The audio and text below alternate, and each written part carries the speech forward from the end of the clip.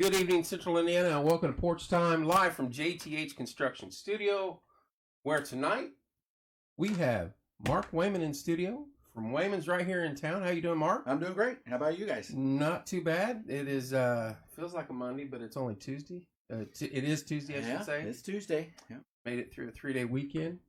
Great weather. Beautiful weather. God has blessed us 4 good days in a row now, and we can't go wrong there. By the way, I went down to that memorial. Oh, were you down there? I went down there. That was fantastic. Wasn't that unbelievable? Yeah, it was wonderful. Perfect weather. Valita is... Oh, that story. She was in here, and I joked with her in here, and after it was over, I said, "Now there's no crying today. No crying. Just trying to get her." She did pretty well. Yeah, she did pretty well. She did wonderful. Love that woman. Now when did he get killed? How many years ago was that? Oh boy, been in here and told her it several times. I don't want to speculate. Yeah. I didn't hear it. Yeah. Yesterday, I just heard the story, but I didn't. Yes, she's. Well, that was yesterday. Yes, was it yesterday? No, Sunday. It was yesterday. Yeah, man. A lot's happened since then. It seems like. I missed a night sleeping somewhere, but I didn't see you. Good crowd. I'd say 200 or 300 people. Yeah, Roger and Phil do a wonderful job, and both speakers they had, the pastor and Valita did a wonderful job. Yeah. So, and I think that's good for our community. Oh, and that huge flag that the fire department had down there. Yes, it was neat. It was really a neat looking thing. 206, Corey said. 2006. Okay, there we go. And Teresa Mahan. Hi, Mark, and hi, Kevin. Yeah. So. Teresa's a good old friend. I'm sorry, Teresa. Good friend from high school time. Didn't mean to say old. She's gonna yell at you now. So. Big week for you guys this week. Scott Week at Wayman's. Can you tell us a little bit about what you got going on there and how we got to this? Well, Scott Week is the week that he passed on the Tuesday after Memorial Day, which would be today. However, the actual date was the 28th. If you go by dates, but if you go by the day after Memorial Day, that would be today. So what we decided to do that next year in 2020 was to celebrate Scott. Pretty well known here in town, and local celebrity and things like that. And so the week after Memorial Day, we have Scott Week down at the store, and we just invite people to come in, tell stories. Get that picture next to the Volkswagen. I mean, we still drive that thing around, and iconic. I can't drive it without having to wave, because there's people that I have no idea who they are, and they're honking at me, and I'm just waving back, because that's what Scott did during that thing. He had top down. He just drive around town and wave. But come on, we just have stories. We have that. We have the Volkswagen. I bet we've had 50 people, 70 people to get their picture next to the Volkswagen since we've been doing these things. They just come out and get pictures taken.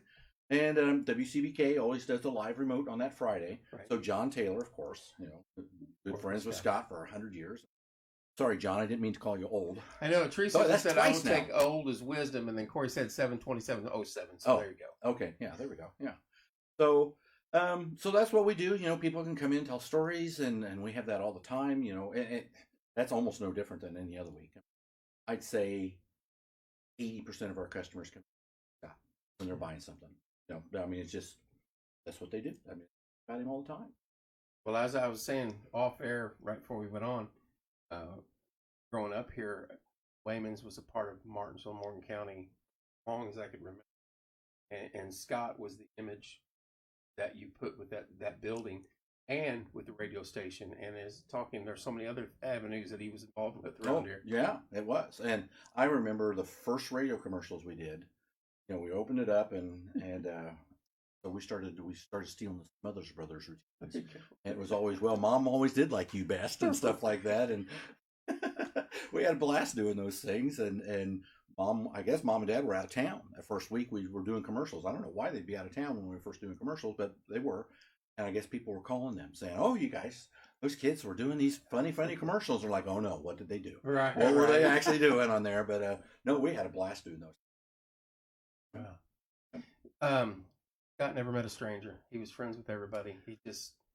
He was a kind-hearted person. And some of the crazy stuff that I've been in this community, he was always supportive, always spoke to me. And like you said, that yellow Volkswagen sitting out there in the parking lot right now. So, part of it. If you didn't know Scott, and how many people didn't know him, but they thought they knew him because they heard him every morning for 22 years. Right. So to him, he was a brother or a dad or a cousin or a son Right. or an uncle or anybody like that. He could be anything that their mind needed him to be. And when you're on the radio, a lot of times you don't necessarily see their face when you hear them. If you know the person, you do. Sure. But if you don't really know him, he was everything that anybody needed on that time. You know? Morning radio isn't as popular, I don't think it was in the 80s and 90s. But for our little area, he fit like a glove. He gave the news, the sports, the weather, pretty much all of it at times. Yeah. And he was that voice that we wanted to hear in the morning. Well, and he would get up about 4 so he could get on the air at 5. And during that time, or I think he'd get up at actually 3:30 because he'd get to the station about 4 or so. And he'd call all the police outlets. He'd call fire outlets. He'd call everybody he needed to call. He'd get all the sports put together. He'd get all the weather states taken care of. And remember, he used to have one of the traffic guys from Channel 6 or Channel 8 would call in. Right. And they would do the traffic and things like that. I mean, he had all of that laid out. And he had to have it prepped, obviously, before you go on at 5. Right. And then he'd work from 5 to 9, and he'd do the lunch menus, and he'd do, birthday and anniversary shows. And he had the trivia too, because I called it one time, so that's years ago. Yeah, I mean, and he'd have the different songs of the week and different things like that, or different songs of the day. And today we're going to do we're going to do a silly song, or we're going to do 2 in a row from this guy, or 2 in a row, not necessarily 2 in a row from the same person. It would be the same song, 2 different artists. Right, back to back, which was really neat and stuff like that. And then he'd go till 9, and he'd come over and work at the store till 6. I mean, and they're right back at and loved every bit of it. Yeah. And then he'd go to 4th of July. Do you remember hearing him on 4th of July? Yes, and at the fair. Well, but at 4th of July, he'd be sitting next to his bug down at City Park. Okay, and going, ooh, there's a red one. Yeah. That was a really pretty green one. That's right. He did go live with it. Yes. He's describing the fireworks. I remember that now. Yeah. Hey, only Scott could do that. That's classic. I know I've seen him at the fair many times with what Rob's got going on now. And he was always out there. Always announcing. Yep. Well, and he would also, they'd have a radioactive tent. Yep. He'd be in that thing all the time. And he would run them in the morning. Remember that too? They'd run their morning show from the fair. Yeah. Guy was all over. And the only way you knew he was there was when you seen that little Volkswagen coming up. I know. That's the way it should be. I wanted to ask you, when he first came to town, tell us a little bit about that, if you would, and some of his high school work, I should say. He was busy even then, too. Oh, yeah. He was, we came in 1973, I think. And so he was going into, it was junior high still. So 6th grade was still elementary. Right. So he came in as his first year in junior high. So joined the band and everything like that. He was actually playing saxophone before we came down here. Yes. So he was already playing saxophone and stuff like that, and went through the band, and we had, of course, we had Jerry Vogel, band director, and Scott and Vogel would just, they were just perfect together. Peas in a pod. Yeah, they were just perfect together, and so he was and Steve Main, he was there's a voice. He loved Ray Stevens, Rob. Oh my gosh. Oh yeah, well, all those Sunday funnies. Yep. I mean, it was, and he would use some of the Dr. Demento guys and things like that. I grew up listening to that. Yeah. That's what my dad listened to. Yeah. I didn't know Scott was into Dr. Demento. Well, some of those songs he would play were from that. From Sunday funnies. Yeah. Okay. Yeah. And that was a hard production to do Sunday funnies because it was all reel-to-reel tape. Oh, that's right. Yeah. So you didn't have the digital stuff. No. Like we do now. So when you make a mistake, it's like, run it all back, start again, or literally physically cutting and pasting that tape together. And that was the productions of that was very different. I remember all the way back, and I remember this was probably him early high school, maybe mid high school. He was making shows on cassette tapes. So this was in his blood. Yeah. He wanted to do this from the word go. Yeah, I mean, but and it was just hobby. He just loved it. I think if Dave Keister had never paid him a dime, he'd probably still show up every day.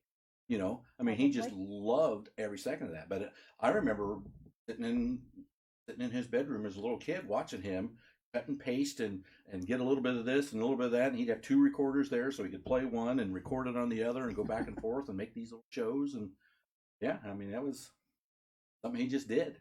He loved it. But he and that's something a lot of people nowadays have no clue about, that the way that we used to run. Oh, yeah. And that was work. Just to get it to work right.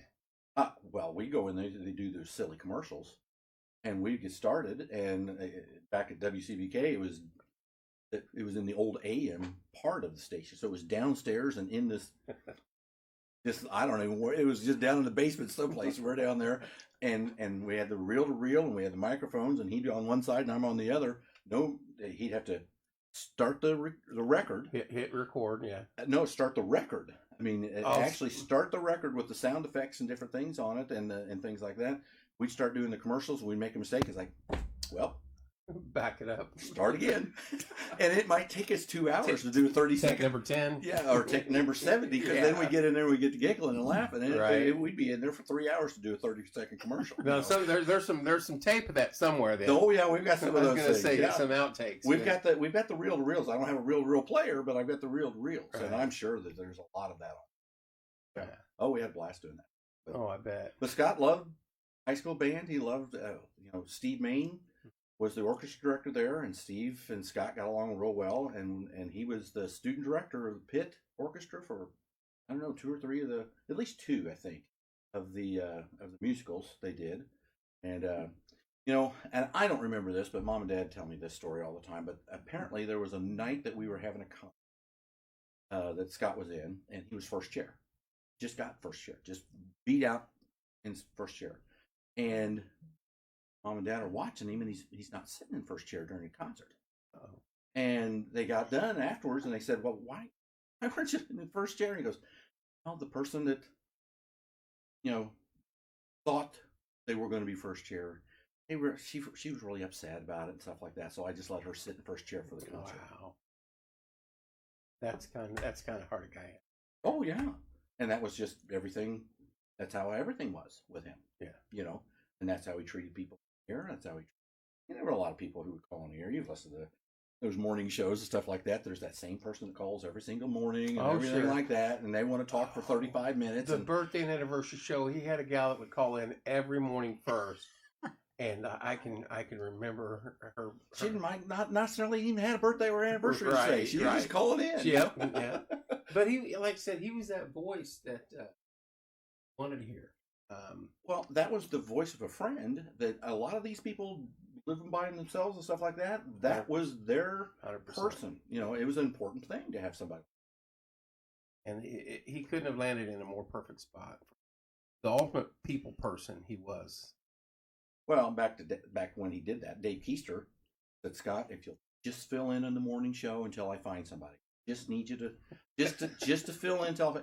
How many years later? It was 22 years later, and he still didn't find anybody yet. Yeah, you're not going to replace him or bump him. I think Dave Keister stopped looking about 10 minutes after Scott went on the air that morning. It was just perfect. It was a perfect thing for him. One of the other things he loved doing, and it was doing that broadcast at the Indiana State Fair Band Day. Yes, and that was so big. 119 steps all the way up to the top. Oh, yes. Mark did some with him. I did some of them with him too. You got an elevator yet? No, there's no elevator there. Still at the top of the grandstands, 119 steps. Hall. It is, and you had to take the equipment too. And that's what I was going to say. And then you're carrying equipment up that way too. Yeah. Jerry Vogel did it a couple years ago. Yeah, he got up there and carried all this stuff up there, and sat down and let loose a couple words, and then went, "Are we on the air?" Apparently, Scott said, "We're not now." Oh, yeah. We were. In the 80s, that Band Day was big up at the state, and that was some early and late 80s. Yeah. Because I remember going up there as a kid, and Martinsville always showed up well. We never could crack the top spots, but it's hard to win. It really is hard to win, but it was such a neat thing when we first moved to town, and then Scott got into high school a few years later, stuff like that. every business in town had their windows painted. Good luck at State Fair, and all this other stuff. Marching Artisans, this and this and this, and Artesian Show Band. It wasn't Marching Artisans; it was the Artesian Show Band in the '70s and stuff. And it was a huge community deal, and he just loved broadcasting it, And then they got big time there for a while. John Taylor would stand at the end of the track, and when the band directors, here or Rhodes was up there a ton too, with Martinsville come off or Cloverdale or Mooresville, they'd get done. They'd interview the band director right there, or they'd interview the drum major right then. How do you think it went and things like that? It was like a sports broadcast, right? You just interview them right then when it's done. It was really cool. I mean, and it was a big deal for the city, and he just loved every minute. I did too. It was fun going up and just because I was band director for 31 years, so I had the background on from the director side of it, and he had the background from being in band and being a broadcaster. Pretty cool. Scott loved everything to do with his town. He loved it so much that he went to Indiana State to be a band director and would call every day, "Get me out of here. Come and get me."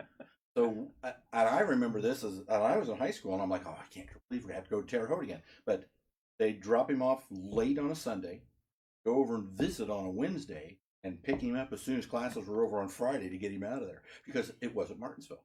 Right. He just loved Martinsville. Yeah. I had a teacher tell me that was the problem with him over there. She said he just likes his home and town and school, and he doesn't want it to change. Well, there's nothing wrong with that. The passion that he had for this community shone through on everything he did. If you didn't know the guy at all, 5 minutes in the conversation, he knows what he does here. Well, and we had a destination wedding, my wife and I. We got married in Gatlinburg. Drove down, had the wedding. Congratulations. Got in the car and drove back. He didn't stay overnight. I got to get back to Martinsville. Right. I mean, he wouldn't even stay overnight. Now, were you guys born here? No, we didn't move here until 73. Yeah, no, we were in Cumberland, Indiana. Okay. And Scott was actually born in where? Hancock County. In Greenfield. Yeah. Mm-hmm. Greenfield. Once he got here, he wasn't going anywhere else. Oh, no. That's once he landed in Martinsville. That was it. That's all there was to it. So. Well, that's our blessing. Well, believe me. Yep, it works. It was a good thing for everybody. Tell us a little bit, if you would. I know he was put in charge. I'm messing the words up here. The Grand Marshal of the Fall Foliage Parade. Tell us that story. That is one of the more favorite stories. He, of course, I mean, he was on Fall Foliage Festival board for years and things like that, and so every year he'd be on the radio station and Joyce Hamilton come in and here's who's going to be our Joyce. Yeah, great lady. Yeah, wonderful woman. And she'd come in and they do their interview about what's going to happen this year and who's going to be the Grand Marshal. And we talked to them, told them all this stuff. And the big announcement for the Grand Marshal was coming that year. And they announced it and they said, "We want you to do it, Scott." And there was just dead air. He didn't know what to say. He didn't know what to say. And there was never dead air with Scott. I mean, that was a cardinal sin right there to have dead air. Right. And he was speechless. He didn't know what to say. And so that's how he found out he was going to be Grand Marshal. They surprised him. That's awesome. Isn't that neat? And what did he drive? And what was he in during Grand Marshal? He was. There's only one vehicle he was going to ride. He was in that Volkswagen when he's Grand Marshal. Yeah, of course he was. So yeah, that was really neat. It was really neat to and that's a big deal for somebody like that to be Grand Marshal, and the parade is a big deal. JB Scott did a great job with everything, and then on page Scott was a lot of love. It's and we're here. We are 3 years later, and eventually, just like the Jimmy Nash Park, nobody really remembers Jimmy as much as they used to right after, and that'll happen eventually with Scott too. And that's why we think Scott Week's so important. Let's keep him in our memories as long as we can, and more people will be able to remember what he was like. Every now and then I pull up something on my computer and it's got his voice on it from a commercial, and wow, you just forgot that voice and how good that voice was. Yeah. Not replaceable. You know, and your mom had mentioned it. Storms, no matter what time, day or night, he would make his way. If it was need be. Oh yeah. One thing I saw on here, 9/11. I forgot about that. He was on air. You know, he was on air, and the thing that that we wish they didn't record that live. Right. They recorded it the next year when they were doing their tribute and stuff like that. Sure. But you know, I mean, we're in the middle of an attack on our country. I think they forgot to hit the record button. You know, and you know, too bad. I mean, you know, some things happen. Yeah, some things happen like that. You know, and it would have been neat to hear he and Debbie going through and telling everything and stuff like that, and those actual voices of the actual time. But you know, he just did his job. He was you know, good. And I'm sure at that time he probably did not come to the store that day. I imagine, probably because he probably because it was like 9 o'clock. We were out of town. Well, then he had to go over, but it was 9 o'clock, so he had to go over time. I mean, he was not done at 9 because it was like just before 9 and a little bit after 9 is when that happened. Yep. So I'm sure he went longer that. Oh, sure. You know, everybody did. I don't know what happened. Time stood still there for a very long time that day. Yeah. We all just. You know, it was weird. And I was actually, I was an assistant principal during that time, and our kids were in I-STEP, taking I-STEP tests. Oh my! When it came on, so we made sure that none of the TVs. Of course, you couldn't have TVs anyway. But even during the breaks, we wouldn't let the kids out of the room because then it would have. Yeah. I mean, all the tests would have been gone. They would have invalidated everything. Take them again. It's hard enough for kids to take it do it once. We don't want them to do it again. And all of the planes were down. And I remember, and I was assistant principal, but I was also helping a area band nighttime rehearsal. And you look up and there was not one, trail in the sky. And then we saw a plane, and we're like, "Whoa, what's going on here?" Yeah, I mean, and this was down by Madison, Indiana. So I was just over the border in Kentucky, and we're like, "Be flying plane over here right now." We still didn't ever figure it out, but now back to Vogel. Yeah. We're out there getting ready for State Fair, you know, and there'd be a helicopter go over. And he goes, "Look, there's Greenwood looking down at us, trying to figure out what we're doing." That's a Vogel and a Bill Siderwitz thing. Coach would say, "It's whoever, Warren Central or Center Grove spying on us." That's right. That's what Vogel do the same thing. And then we'd be gathered at some contest or something like that, and Vogel go, "Well, what do you think, kids? You want to do show 3A instead of 3B?" Making them all think we had several different shows to do. And I mean, he was just hilarious. And that's what Scott and Vogel had the same sense of humor. Same sense of humor, stuff like that. That's why they got along there. Oh, yeah. But Alicia, I was in high school marching band with Scott. Yep. Gone too soon. That's about it. You know what? Last year we had Mark James did a little tribute to Scott on Scott Week. Actually. We might have John play that again this year. It was only about a minute long, and he said one of the things, and it hit me, was what an entertainer Scott was. And I didn't ever think of him as an entertainer. I thought him doing a morning, he was the morning DJ. Well, he did the morning show, right? And he was an entertainer. And it's not, there were different things like that just kind of hit me when Mark James. There was something else Mark said. He said something about as Morgan County's not nearly as friendly as it used to be because Scott was gone. And I agree with that. This guy nailed this tribute in about 60 seconds. So we're going to try and we'll see if we can pull that up and play it. That was really cool. I mean, we're losing the age of radio somewhat, I think, and we had discussed this months back. And it's individuals like Scott, or why it lasts as long as it did. And when you can't replace that voice, whether it be comedy or make you laugh or make you feel good, or you drive home or you drive in or your cup of coffee, like you said, it's that friend on the other end that it's you in the road out there at 5 a.m., 6 a.m. that you're driving and hear everything you need to hear. Right. You know, you're reading the paper as you're driving, basically. Right. And it's the same voice every day, so it's a friend. Yep. You may have never met him, but he was your friend. 100%. Yeah. So, and you know, and you can't just say, well, he did it this way, so you go do it that same way too. It doesn't work that way. No. There's that extra chemistry, that extra personality that you just can't say, oh, go do it. The good ones can do all right. The great ones can do it their own way and survive with it. Right. And they did. And Scott obviously was great. Well, I think that's why so many morning places now are probably more morning than drive time. I don't know. They're national people. Yeah, syndicate all across the land. You got the Bobby Bones and the different people like that are the syndicates now that have that personality and have those things that Scott had. That no one can just, I mean, not everybody can just walk in. I mean, people kept saying, Mark, you sound a lot like Scott. I'm like, I'm not getting up at 5 o'clock in the morning. I'm not going to do it, you know.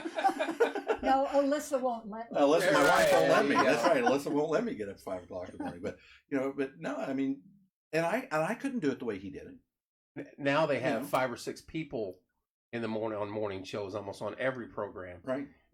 Taking the place of the 1 or 2 guys that in the past, did it for years. In the past, but how good was it with the banter between Scott and Debbie? Oh yeah, over the years and stuff like that. Yeah. And if Debbie wasn't there, it was still a good show. Yep. You know, I mean, Debbie added to the show, but when she was out or we're doing whatever, or Scott was doing her own stuff, it was still a great show. You know, just one person. You know, I can tell you this: just when I come in here and I'm messing around by myself, if a lot of times if I didn't have people throwing stuff back at me, I don't know how you could sit there for hours. And on a radio with no one, you don't know if anybody's listening, anybody's saying anything. There's nobody, no phone, and you're communicating, and you know, heaven forbid something goes wrong, they have to ad lib everything at that point. Well, and then you're just hoping to say, hello, is anybody even there? You know, right. I'm talking to myself. Right. Dad was talking to. He said, "How do you do that?" And he goes, "You talk to the microphone like that's the person. There's who you're talking to.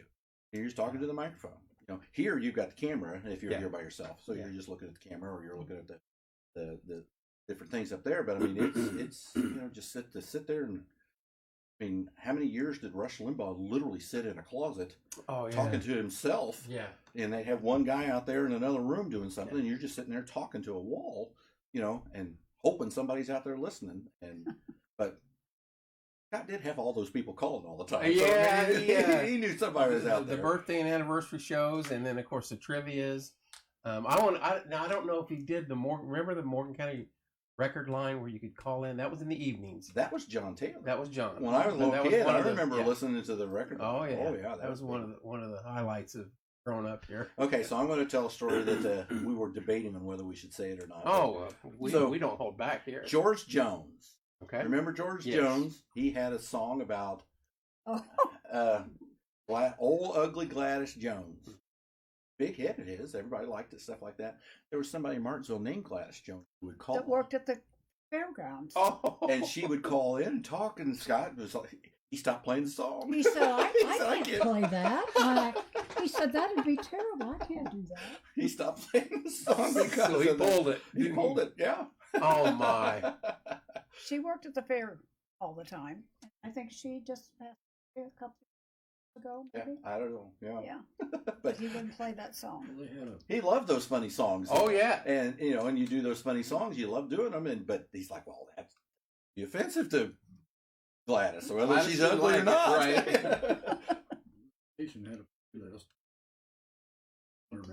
Yeah, that's right. You know, they had a while they would have program directors that would come in and say, here's what you're going to play, and it's like, play these things, and he'd play the things he wanted to play and stuff like that. And it was for however he did it, he had the instinct to play the right song at the right time. I was gonna say, I don't think he needed a director. I think turn him loose and let him go. Well, and you know, he did all the production himself. Yeah, I mean, there was no producers, you know, and things like that. He does it all himself. I think they still do that pretty much over there. How many hours a day did he? She was my husband's aunt, Teresa said. Oh, sorry, Teresa. But you know what, Scott respected her and right. said, "I'm not going to play that song with you," because he didn't want to offend her. You know, how many hours a day average was he on air? You think 6, 7 hours? No, he was 5 to 9. 5 to 9. 5 to 9. But wouldn't he come back? He would fill in though in the afternoons and If the evenings. only as needed. Anything that happened, Only as needed. Yeah. a You know, biggie, he would take off for the station. I mean, the store's 3 minutes from the radio station. Oh, that's true. So if something happened, he'd hop on there, or they'd call him and say, "I don't know which buttons to push." He'd get up and he'd get in the car, drive over there, show him how to do it again, and things like that. But he would be there just for those kinds of things. But then, again, he's going to bed at 7:30, 8 o'clock at night because he's getting up so early. But if there was a storm, he's driving down there and he's doing these things. And Keith Rhodes is out. Keith Rhodes is out doing the on the site remotes, and Scott's at a shelter. He's inside. Keith, you go out and do those things, and I'll sit in here and you can report it. But I still remember that one time when Phil Deckard, I think, there was a huge snowstorm, and Scott couldn't get out of Shireman. He couldn't get to the bug. I mean, Volkswagens are great in the snow because you got that engine in the back. He couldn't get out; it was just too deep. Phil sent the road crew up there and cleared a path. And put him in the truck and brought him down. He said, "You got to be on the air. There's too much information you got to give out. Well, that says a lot right there. We got to have you. You know." He had a great sense of humor. No need to apologize. Yeah. Well, it was funny because I know he probably knew her well enough that he could, but he wouldn't go play. Right. But there's a whole bunch of those songs. He just loved those silly songs. That was a big part of his shows. Was what? If you're not going to have fun, why do it? Why not? Right. Why not? And he seemed to have fun doing whatever he did. Yeah. Why not have fun when you're doing it? Silly not to.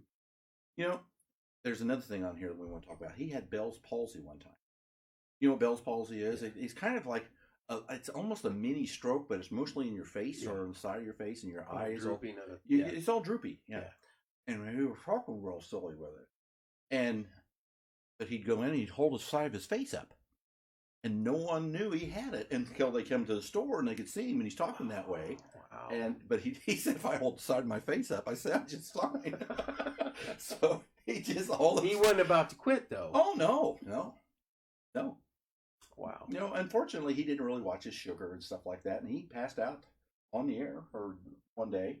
And before he died. Yeah, they had to go get him and stuff like that. I mean, he wasn't going to get off the air. He didn't feel. Right. I mean, you don't call in sick. I mean, who's the replacement? You call 4:15 in the morning. Who are you going to call? Right. I mean, you're going in. So that's what he did. Mr. Keister made a good move by turning him loose. Oh yeah. Well, and Mr. Keister. Yeah. He'd get up at noon, maybe. David Bruce Keister. He said we were talking to him, last year or something like that. He goes, "Hey, we're Keister. We don't do mornings." Right. And Dave Keister did not do mornings, so he had somebody to take care of his radio station, and he didn't have to worry. For a very long time. He didn't have to worry about it. He didn't need to worry about what he was going to say. He didn't need to worry about what was going to happen. He wasn't going to mess things up. I mean, it was just, there it was. And oh, by the way, come and tell us what color the fireworks are at nighttime. And so your refrigerator or whatever. Oh, that's right. Yeah. Come on over, buy the refrigerator, stuff like that. When I first got married, we went over there and we bought stove, refrigerator, and we were going to have twin girls. And so we went back over there and we just told them, "Look, we need something cheap. We're both going to work a ton anyway. We're going to have two little ones in diapers, but we need something to put all their liquids in because that's what we're going to use this for food and one out here for sippy cups and whatever, kids." And he looked around there and there was a scratch and dent one on the floor. And I think he sold it to us for like $200. Went 6 months, same as cash on that. Of course, we paid it off.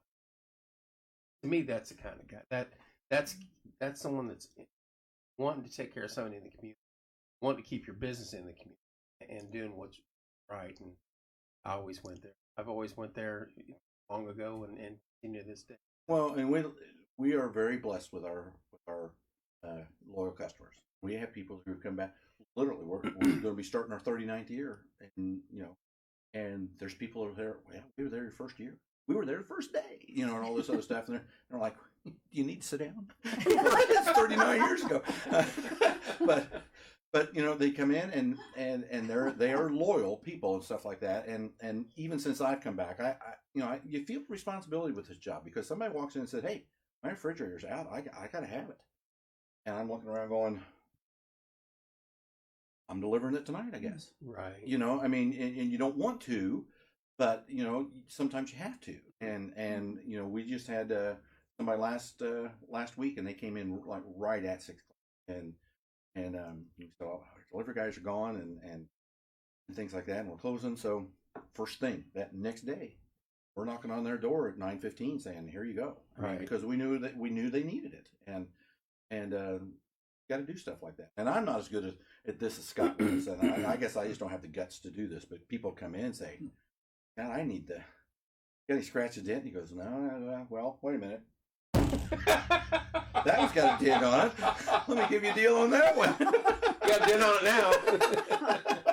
He may have done that for me. I don't know. I just don't have the guts to do that because I don't want to break something. Right. Let's talk about something real quick on that. You do need you're looking for employees to come out there and work. We have a really good delivery guy right now. Right. And we need another one.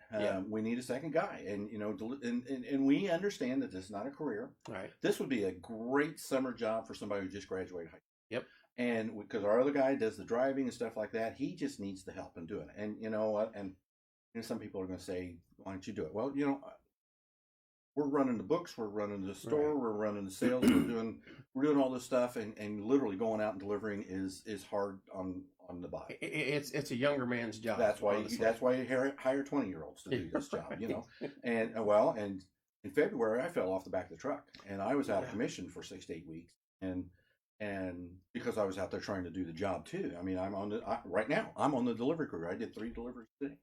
And last Saturday I did 2 of them by myself because our delivery guy couldn't be there. Yeah. Well, we have cameras that only us can see outside the store. Yeah. And when that truck backs up there and I'm walking out there, she's calling me. "Are you going on a delivery? What are you doing? Don't get hurt." Mom's on you right there. It doesn't matter. She's his calling wife me says saying, "I see you." The old lady is spying on us. The old lady's spying on Right. us. That's right. Well, if somebody's looking for a job, that'd be a fantastic place. You know what? To work. And we've had the last one that we had was 2 days a week, and we can do. One guy can a lot of times do a washer or a dryer, but sometimes you get to those big refrigerators, you gotta have to have 2 people. Yeah. One guy can't do it, so you just can't. And if somebody's interested in doing 2 days a week, put them on Friday and Saturday or something like that, and they can work other places. Or we're closed on Mondays anyway, so if somebody needs a second job, this would be a good one. And we don't work Friday nights. You're not sitting at, I'm not going to say businesses because Sure. but you don't have to work stock boy at 8 o'clock on a Friday night, Right. or Saturday night or whenever, because we don't work then. And you get 4, 5, 6 hours a day, and you go home. And so we need some people. Tell people. Yep. We need another delivery guy. So find us a delivery guy. And this is Scout Week out there, and you want the folks to stop in if they buying or something, whatever they want to do, but stories, get their picture taken with the Volkswagen. Yeah. It's just all in honor of Scott. There are a lot of stories I know that I don't know. Right. I had one today. Randy McPike's wife. I wish I could remember. Melissa. Pike. Anyway, she called, or she texted, or she's posted on one of our Facebook things today, and she said, one of the funny stories was we were in the convertible and we hit a goose, and she said there were feathers everywhere. She said that's what I'd never heard that story. There's stories out there, I know, that we've never heard, and that's what we'd like to have. Dwayne Allen. Do you know who Dwayne Allen is? No. He's the lead singer of the Oak Ridge Boys. Okay. And there we go. Scott and Dwayne had a great relationship over the years. Because first off, they just talk on, he'd interview him. He'd come up with a song and go, I'm just going to call them. And they'd just do a little interview on the radio or something like that. He'd do that with a whole bunch of the older country guys and stuff like that. And so he had a real good relationship with Dwayne Allen. And they actually sent flowers to the funeral. Oh, the Oak Ridge Boys sent really? flowers. Yeah, really cool. So that's last year I called Dwayne and said, Dwayne, I just need, can you give me 5 minutes about Scott and things like that? Well, we got on there and we started doing it. It was 20 minutes. He just kept going about Scott and what a great guy and how he was going to really get this music, the little Nashville Opry rebuilt and things like that. Right. And because he would call him and talk to him about it. And the Oakwoods boys were like, we were under contract at Little Nashville Opry before it burnt. So whatever we were going to get paid back in 2008, that's what we'll get paid when we open for you. And they're, if I called them and said, God, wait, we figured out how to do this, they'd be here. Wow. They said, we will change our schedule to be there for him. Now he was trying to get. We can't. Christmas is still hard. Yeah. So we go down to Oakridge. See, that's where we go for Christmas. Yep, they do. They That's magnificent. Gaylord Opryland. Yeah. They do a residency from day after Thanksgiving all the way till maybe the day of Christmas. They perform on Christmas. So we've gone down there 2 years in a row now. Cry a little bit at the beginning. Well, but... yeah. Oh yeah. I mean, because they were important to him, and they said, yeah, we'll be your opening act. We want to be your opening act. Call us. Mm-hmm. They would be mad if he would have ever gotten that going, and they would. The other one was who just. Did you know that Mickey Gilly just passed? I did not know he passed. Yeah, about 2 weeks ago, or maybe 3 weeks. I actually went to. It's not been that long. Gilly's down in Houston, station down that part of the world. Yeah. Well, he was actually in Branson when he died because he was getting ready to do a show. What was he? 87? He lived here. 87, 88, something like that. But he was getting ready to do a show. But I just loved his music. I used to play piano, and to play that piano, amazing. Now she plays Mickey Gilly on her iPhone, and it's in her pocket. So when she can't sneak up on you because you hear Mickey Gilly playing, it's like you can hear her coming. That's good. She gets to hear it over and over and over again. So it's really neat. But it was neat with his relationship with some of these people. So he touched the heart of not only people in this community, but all across the land. Oh yeah, there was this Leroy Van Dyke from the 60s. He does the he did a sound. famous song called "The Auctioneer." Yep. Back in the 60s. Leroy's 93, 94 years old now.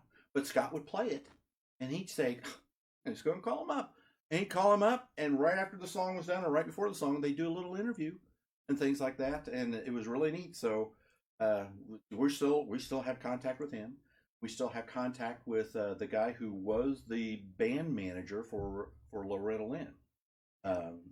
Scott would just call him, talk to him. How's Loretta doing? Talk about dropping names. He's who's who. He was doing music. it. Yeah. He could do it. Yeah, he could do it, and it was really neat. And for him, and for the radio station, because he could just call him up and say, right. Hey, I need an interview today. And they just do it. Out of the little town of Martinsville, he's just calling them up all over the place. Yeah. And he makes friends with all of them. The governor.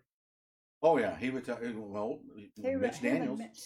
He and Mitch Daniels never met, but were great friends just through the radio and things like that. Because Mitch Daniels, when he was governor, he'd need to get out whatever he was talking about, stuff like that. And Scott would call him, or there would be something would happen, and Scott would call the office, and they're like, "Well, who is this?" And he said, "Scott Wayman from Martinsville."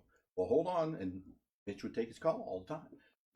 It was really neat, and I mean, it's just stuff like that not everybody knew how those things happened. I mean, and like the guy doing the traffic every morning in Indianapolis. Well, nobody knew him, right. But they knew the voice and everything like that, and they would talk and talk and talk. And Bill Ramika's one.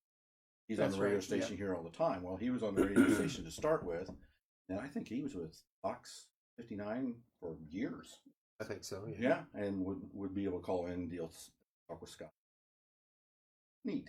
He had a lot of really cool things that he was able to do for Mark.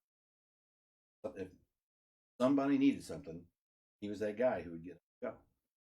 Well, you say this, his morning shows and things like that. We do a little thing on here called Coffee with Kevin, and my memory of him doing what I try to, of course not Scott, but I keep it basic. Hey, it's gonna be Cubs lost, Colts lost, whatever. Maybe shoot a Martinsville score out there, sip some coffee, interact with the fans. Right. Keep it simple. But Scott was very good at that, and keeping a captivative audience. And like you said, it was friendship. And he made friends with all over the place, not only just more. And I don't know how he did it, because I would sit there watching, and I still didn't know how he did it. But I tell you what, when it got to top of the hour, bum ba dum bum, and then it started. And I don't know how. I mean, but he was planning it half an hour ahead of time. I can play this song at this point, this point, and I got this much commercial and everything like that. But when that hit the top of the hour, bam, he had it right there. See, all that's laid out for him now, but back then it wasn't. Yeah, it's all computer. It's all computer driven at that point. But at this point, but it wasn't then. But he was. I mean, he'd have those two record. The two records players were right there, and he'd stop one, start the other, and one of them never wanted to work, so he'd always have to go. Give it a spin. Give it a little spin, get it going. Like a prop. Every now and then you hear, right. Start up and get going again. So, but the golden age of radio right there, pretty much. Yeah, it was fun. And then, it was. We had a good time in there. And Christmas music spectacular. Yes, yeah. He always did New Year's Eve or Christmas Eve because he wasn't married. And he's like, they have to be with their families. I can do this. And he loved every minute of it. Now, he had a direct line to Santa Claus, too, if I did. remember. Yes, and the police. Yep. And everybody could tell him when they were coming and things like that. Yep. I remember that. Yeah, clearly. Tracking Santas. Yep. Yeah, there's tracking Santa reports. They still do them now. Oh, yeah. Yeah, but still, he got that started and things like that. It was really neat. But we would, I'd come home from wherever I was band directing or working, stuff like that for Christmas, and we'd come home and we'd have Christmas Eve dinner, and we weren't done because now it was time for Tupperware, and we're putting all this stuff in the Tupperware, and I'm driving over to the CBK and giving Scott his Christmas dinner. Yeah. They brought a lot of good memories and smiles to a lot of people in this community, CBK and through Scott. Yeah, and like I said, people wouldn't think that, oh my gosh, it's a furniture and appliance store, but you know what? It's an important deal 100%. To be able to provide things for people that need them. And right now, there's things that we provide to people that we'll never talk about because it shouldn't be publicized at this or that or this or that or things. I mean, that's something you're not going to get at the big box stores, and you guys have survived the Walmarts and the Lowells and then right down the highway in the Bloomington area and all that. When we started, 5 furniture stores and 5 appliance stores in Martinsville. Really? And now we are the only appliance store in the county. Yeah, which was the smartest. Mooresville Discount Furniture. It's now doing some furniture, or they mattresses, I guess. Mooresville Discount mattresses. Yep. But now they've added some furniture, so there's our closest competitor as far as furniture is concerned. We're the only 2 for the entire county. I mean, you wouldn't think that's that much, but when you talk about 30 or 50,000 people, that's a lot of furniture. Yeah. And other than Lowe's, we're the only appliance dealer. Other than used, there's a couple. There might be a used one here. But, I think a couple. But as far as new appliances, we're it. And Speed Queen, the mom and pop store in Bloomington that used to be Speed Queen, they're gone. Really? I don't think there's a mom and pop furniture or appliance store in Bloomington either. We might be the only one. They won't sell. And Speed Queen won't sell to the box stores. Well, so, we preach this on air all the time here, and we say this firmly so the people at home listen. When we say shop local, this is exactly what we mean. Shop local. We know you're not going to spend all your nickels and dimes here at Christmas time or whenever. But if you have a need that needs filled and they're supplying that need, go there first. Give them the opportunity. Give your local people the opportunity. Because where are you going to spend most of your money at? You're going to spend it in this community also. Right. And that's the way it should happen. Yeah. Well, we just had dinner over at Wings and things. Yeah. Yep. We had come and get it for lunch. Yeah. I mean that's what you do. I mean that's what you do. You know the one we miss though is Charlie's Coney dogs. Oh, we miss those Charlie's Coney dogs. Now you're talking to my area here. Now we're connected in other ways here. There we go. We had them ever since. Yeah. Charlie's were delicious, but Yeah. the inside scoop is as close. Have you had them? Yes, They're they as are. close as anybody I know that comes to Charlie's Coney Dogs. Right. And they're good. Now we didn't go to the Inside Scoop for a while just because the interstate was closed. Yeah. And and I That's need a to go traffic back mess there. over there. Well, I mean, it's for our store to run for lunch. Yeah. That your whole lunch. We don't get lunch. Right. Of course, when we go get lunch, then 8 customers come in. Or you're on a delivery when you're or I'm picking on a your lunch delivery. up. Yeah, Right. So, but you can sit there. It's a weird business. I was a teacher for 31 years. Every 50 minutes, you got customers coming in and out of your room and stuff like that. Right. We can sit around 5 hours and nothing happened, and then you got 8 customers in the next hour, and you're running around as crazy as you can be, and you're like, and then they're all gone again, and it's a weird business. And most of them come right at closing time too. Well, yes, sometimes, or no, it's when you go get that sandwich for lunch, and they walk in, you're Or sitting there. bathroom break. Yeah, or something. that's right. Yeah. That's when they want to come in. There must be a light on somewhere when you say lunchtime, and the light comes on and says, "Come on in now." Customers come in. Mark, what are the normal hours at Wayman's? We are 10 to 6 Tuesday through Friday, and we are 9 to 3 on Saturdays. Any special hours this week at all, or is it standard? We're going to stay open a little bit later on Friday because WCBK will be there from 5 to 7. But we say we've done it 6, but you know what? I can't tell you how many times somebody comes in at 5:45. Well, last time I was there, I think we left at 6:30. I was But and if that's what people need, that's what we do. Right. You're not going to go, time go. Right. We're not turning locking off the lights. Like, Right. bring your final selections to the front counter. We don't do that. But again, it's a small town business. It's truly a mom and pop business, and they're sitting right there. But mom and pop are what, 93 now? How old are you guys? Thank you, Mark. How old are you guys? They're both 82. Now, I'm going to ask you guys this: when you opened that door for the first time, 39 years ago, did you foresee this? 39 years later, same spot, I say I didn't because I was in college. right? And I came home at Christmas time, and they went, "We've got something to tell you." I'm like, "Really? What is it?" "We've all quit our jobs." I'm like, "Am I going back to college?" Right, You all right. quit our jobs. But they all quit their jobs, and they did. Scott quit his job. Mom and Dad quit their jobs, and we're going to take over this furniture store. I'm like, okay. And I was actually working at 3D all those years. So, yeah, and I was working there, and then my days at 3D were done. Now I'm coming home and working at the store because in 3D I actually got paid. At the store, they paid for my college, so I guess I got paid. I was gonna say, yeah, you got some money out of that Yeah, one way I or got paid another. that On way. the first day, we had paper all over the window. Ripped down the paper, a whole lot was full. And I turned around and I said, "What do we do now?" That's magnificent. Yep.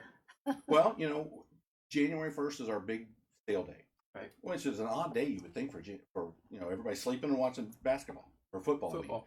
And they're tired from the night before and all this stuff. But we go from noon to 4, and this year, it's probably our biggest New Year's Day in the last 6-7 years. I mean, it just keeps happening. Just you think, well, can't keep going, and people keep coming in, and we keep inviting. I mean, we would love to see some new younger people Sure. coming in because 39 years, some of these people are come back. Somebody came in one time, she's probably 93. I said, "Yes, and this comes with a 10-year warranty." She goes, "Honey, I don't think I need to worry about those 10 years. You make it a 5 years, just a half and half there. That's beautiful. Yeah. Well, thanks for letting us come in. Like I said, when we communicated and got you guys as a sponsor, I believe that same passion. I love my community. I love our hometown. Part of the reason why we did what we do here, but we're not perfect here by any stretch of the imagination. But we're pretty close as far as small town USA. And it's individuals like Scott and yourself and your mom and dad that makes this community great. And I've lived Berlin to Panama and been all the way around. And this is home, and it always will be. And it's hard to beat. And you don't know the joy it brought to me to think, wow, we have Wayman's as a sponsor. They are you guys are a Martinsville mainstay. You know, just like the Volkswagen. It's Wayman's. Right. You know, whether it be Scott's or the stores, it's right. That's what you know. That's We're what not as popular. Yeah. right. Yeah. Now let's hit that real again, or quick. This week, Scott Week. Come in, tell some stories, take a We're not picture. even having a sale. You know? Right. Now, Scott would two things. One, Scott would not like Scott Week Right. because he wouldn't want the individual attention. Sure. And then the second part is, why aren't you having a sale? If you're going to get people come in, you ought to be getting something off of it. You know, is what he'd be saying to us. But you know, this is not about sale this week. This is about, let's talk about Scott. Let's remember Scott. Let's remember what he did for the store, what he did for WCBK, what he did for the town. Let's just remember him for all that fun stuff and things like that. And, you know, and it was tragic. It's horrible. It's still tragic that he's gone. But there's so many memories. And so many times he was having fun and laughing and all this other stuff. And that's what we want. We want people coming in and talking about those kinds of things so we can put those in. The times that we weren't with him when those happened, that's what we want to hear. Folks, if you're out there and you got a Scott story, stop in there this week. Or if you just want to come in and talk about it, I'm sure they'll be more than happy. Put them on to do Facebook. that. Yeah. Go to our Facebook page, respond to any of our things on there that we've got. Put your story on there. That'd be great too. Yeah. It would be great. Well, it's been a wonderful, almost a full hour, believe it or not, we've been in here. Mm-hmm. Loved every minute of it. Love you guys. Me and Scott can both talk a little bit. Well, you were assistant principal? I was a band director for years and years and years, and then I went crazy and went into administration for 7 years. And then I'm like, I gotta go back to teach music. I gotta be He done with likes this the crazy kids. stuff. So I went back to making music with kids. It was a lot more fun than parents coming in yelling and kicking at my desk and stuff like that when I was an assistant principal. So I knew how to talk and things like that. And I think I got that from Dad. And Scott got that from Dad because Dad's been a salesman. Let's see, he's 82, so he's been a salesman since he was 2. You know, I mean, and so you gotta have that ability to say things and to have fun while you do it. And you know, there's probably I don't know how many customers I probably somehow offended because they're coming in and we're just joking with them all right away. And some people are very good about it, and others like, oh, let's have fun then. Theme was leave laughing whether you buy anything or not. That's right. Yeah. There you go. Yeah. Listen to that motto. Yeah. Leave laughing whether you buy anything or not. Yeah. That's beautiful. Yeah. Well, that's how you stay in business for 39 years. You know, When that's how you do it. majority of your mom and pop businesses have been run out everywhere. They have, but you know what? There are other businesses in town that people need to go, and you know it seems to me, and because I'm almost an outsider, I was gone for 35 years, back with, but there are more than restaurants here that are local people. There are lots of stores. There are lots of little stores here or there that, you know, you going in and spending that $15 or $30 with them is a big deal. And yeah, you might be able to get it for $10 someplace else, but get it here, get it local. Local is how communities continue, and you need to come in and you need to spend stuff here in town. Yeah. You know, and support local, 100%. And it's a lot easier now with $5 gas. I mean, really. I mean, let's just be honest about this. You're right on that, on the mark. That's for sure. We have so many people come in and they say, well, we're going to go do this and we're going to go look some other places. And by the time they go up there, it's like, well, okay, so maybe we're $30 or $40 more. You're going to spend $40 just driving around looking at these places. Easily. Spend local, shop local, stay here. You know. God bless you guys. Thank you so much for coming in. I appreciate it. Thanks for having us. Very nice meeting your parents. We're going to get back a hold of you. We do small business Saturdays and stuff like that. I want to make sure this year we keep you in the loop and promote. And I'm already looking forward to something for January 1st next year. Well, so we need a delivery guy. Right. One of you youngins out there, get a hold of Mark. I'll tell you what, me getting on the delivery truck, not good. Folks, thanks for tuning in. Spend 30 now and save 30 in gas. Exactly. That's right. That's exactly right. Thanks for tuning in. If you got a relative, son, daughter, somebody that wants a job, get a hold of Mark.